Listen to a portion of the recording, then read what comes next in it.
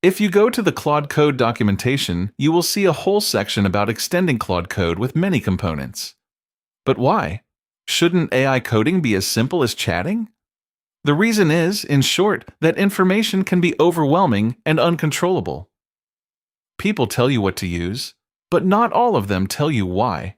In the following sections, I will show you 3 concepts that apply not only to Claude Code, but also to many agentic coding frameworks. And most importantly, why? Remember your first date? Your parents, your friends, the people on the internet who don't even know who you are. They all wanted to teach you what to watch out for. They gave you a guide of 1,000 pages, listing rules for every possible situation. And then, you forgot. Because the guide should have had an index. You don't need to remember all the dating strategies at once. You break them down into separate skills and recall one only when needed. That's exactly what skills are. In Claude Code, the content of Claude.md is loaded in every conversation, so you can write rules that are always needed. However, when some knowledge is required only in certain situations, you leverage skills.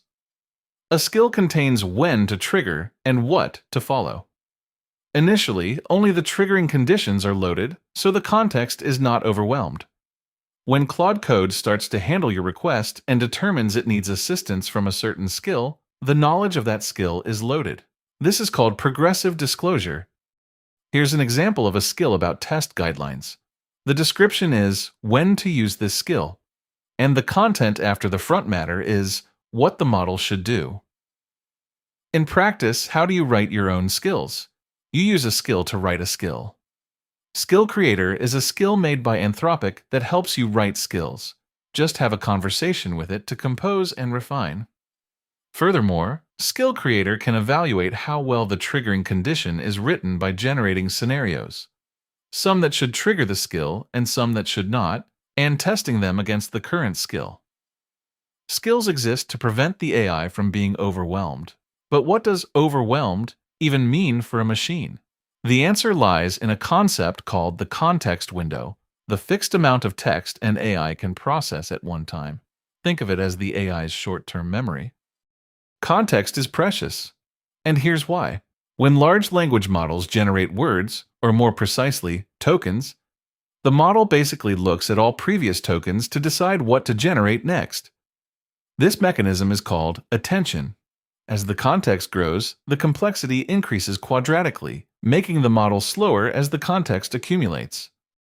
Large language models can also become dumb when the context gets very large, and the same goes for humans. If you need to keep track of too many things at once, you might get lost.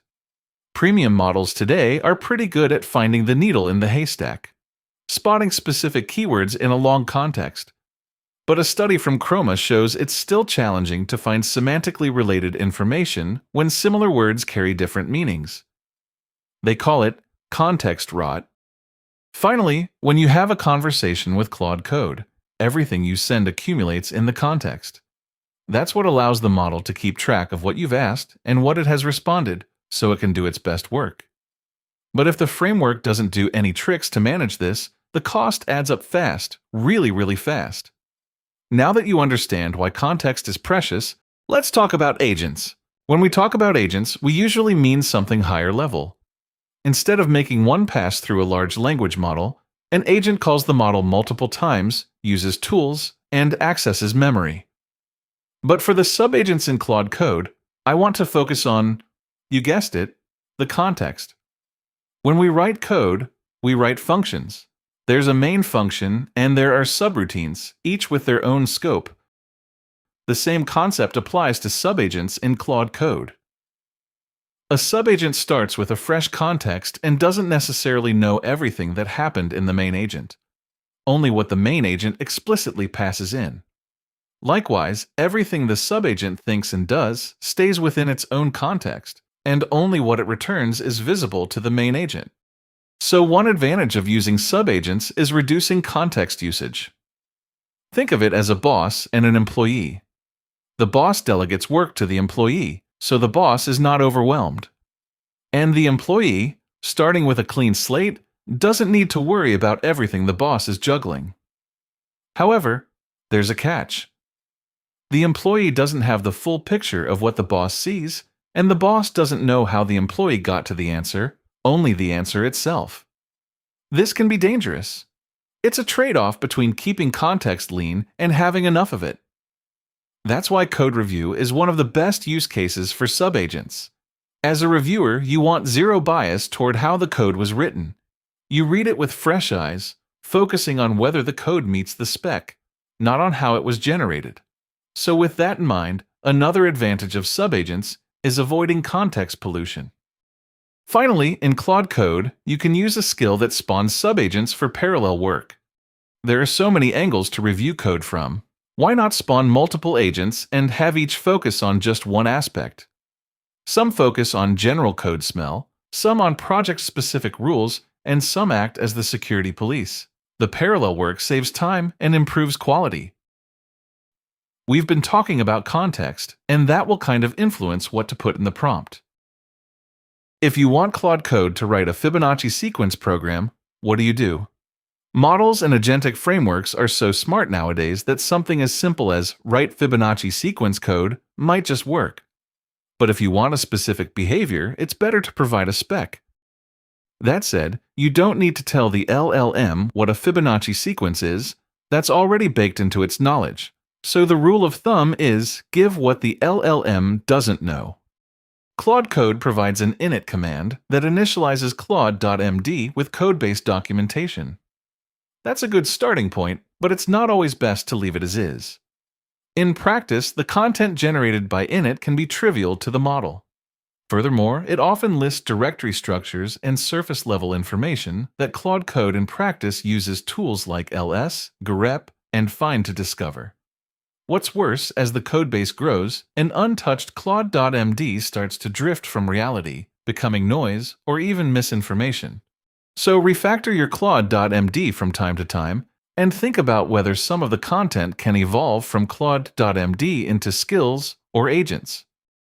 We've talked about skills, agents, and prompts, but there's one more fundamental concept that has lived in software engineering for decades. That is, the hooks. Imagine you have a kid.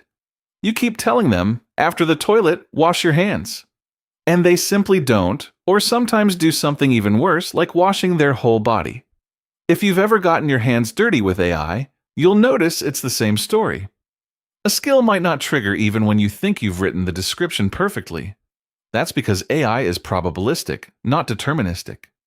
Controlling AI is important in AI-assisted coding, and sometimes the answer is not about AI. It lies in a best practice from decades ago: events and hooks. Claude Code has several predefined checkpoints, or stages. At each checkpoint, you can tell Claude Code what commands to run. These commands can be deterministic programs that you trust completely. Hooks are especially useful when you need guardrails. A linter or formatter that enforces a consistent coding style is a good example. You can write as many prompts as you like telling the AI to follow certain styles, but AI makes mistakes, and you need a guard that doesn't. So you can tell Claude Code to run the code formatter after every tool use, which maps to the post-tool use hook. Again, it's about when and what. Except this time the when is strictly defined, and the what can be a deterministic process. Most importantly, hooks are cheap, fast, and efficient, and they don't occupy any context at all. LLM tokens are still expensive compared to programs that run efficiently on CPU. Don't use a sledgehammer to crack a nut. So far, we've talked about prompts, skills, agents, and hooks, and why you use them. If this were a normal course, it would end here. But when you really get your hands dirty, you get a different experience. This last lesson is about sharing those experiences so you know you are not alone. There are caveats when writing skills. You'd often expect skills to trigger automatically rather than having to invoke them explicitly. And as I mentioned, you will be disappointed. The skill creator provided by Anthropic can evaluate and improve a skill's description, but it still takes multiple iterations to get it right. Same with prompts. I said you don't need to specify what the LLM already knows. But what does it know? How can you tell? Asking the model directly works to some extent, but it isn't always reliable. Knowing the answer and doing the right thing are two different things. It takes multiple iterations of prompt engineering to get it right. That's why it's called engineering. Here are a couple of tricks I use. The first is to type /config in the Claude Code CLI and set verbose output to true, so you can see what Claude Code is doing, including its thinking process. This has helped me understand Claude Code better. The second trick, the model used by Claude Code sometimes can't keep up with how Claude Code itself evolves, so some knowledge about extending it gets outdated. I often ask Claude Code to start with llms.txt from the official documentation site and find answers from there. It's like a sitemap for LLMs. It helps the model understand the website structure, so Claude Code can crawl the latest documentation from there.